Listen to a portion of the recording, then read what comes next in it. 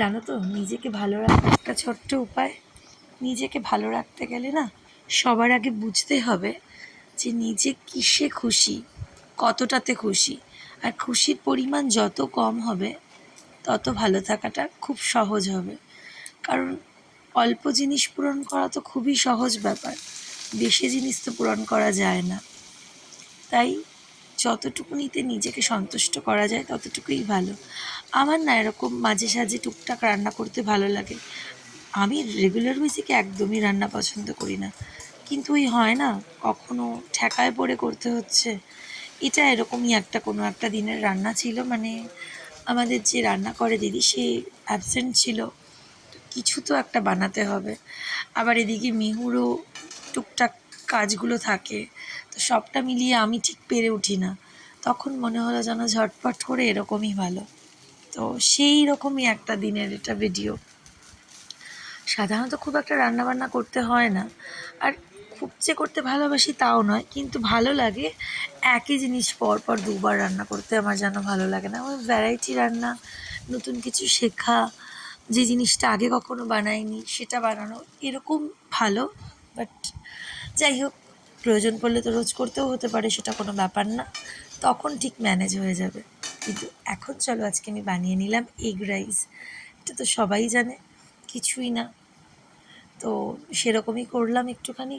আর আমার বাবা একদমই ডিম খায় না, তো বাবার জন্য আলাদা করে ভাত তো ছিলই। আমার আর ভালো লাগছিল না ওই ভাত আর ডিমের ঝোল খেতে। তো সেই কারণে একটু এগ রাইস করে নেওয়া, আর তার সাথে ওই যে দেখালাম ডিম আর আলু সেদ্ধ বসিয়ে দিয়েছি। বাবা ডিম যেহেতু খায় না, বাবার জন্য মাছ ভাজা আছে, আর আলু, ডিমের ঝোলের আলুটা থাকবে, বাবা এতেই হয়ে যাবে বাবার।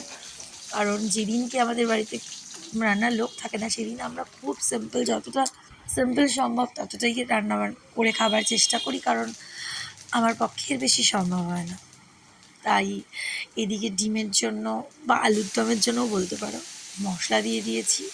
মশলা কিছুই না, একটু জিরে ফোড়ন দিয়ে পেঁয়াজগুলোকে ভেজে নেব, আর তারপর যা হয় বেসিক মশলা ওইটুকুনি দিয়ে চট করে, খুব কম, মানে বলতে পারো সব মিলিয়ে, মানে আমি যতটা টাইম ধরে ভিডিওটা করছি এই এতটুকু টাইমই লেগেছে এই দুটো রান্না তৈরি করতে।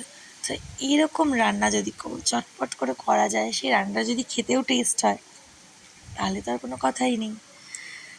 তাই করতে করতে মোটামুটি আমার এইদিকে এগ রাইস তো কমপ্লিট হয়ে গেছে, আর এইদিকে এই যে ডিমের ঝোলটাও কমপ্লিট হবে, প্রায় মশলা ফুটে এসছে। তো যাই হোক, এটা হতে হতে আমি কিছু কথা মনে পড়ছে তাই বলি। একটা সময় হতো যখন মনে হতো না যে লাইফে বাঁচতে গেলে অনেক মানুষের দরকার। সব মানুষ যাদেরকে আমি পছন্দ করি, যারা আমার কাছাকাছি আছে, সবাই যেন আমার সাথে থাকবে, সবাই যেন আমাকে বুঝবে, আমরা একসাথে থাকতে পারবো, এরকমটা মনে হতো। কিন্তু যত দিন যায়, বাস্তবের সাথে পরিচয় হয়, তত বুঝতে পারি না, এত মানুষেরও দরকার নেই। জীবনে বাঁচতে গেলে একটা সঠিক মানুষ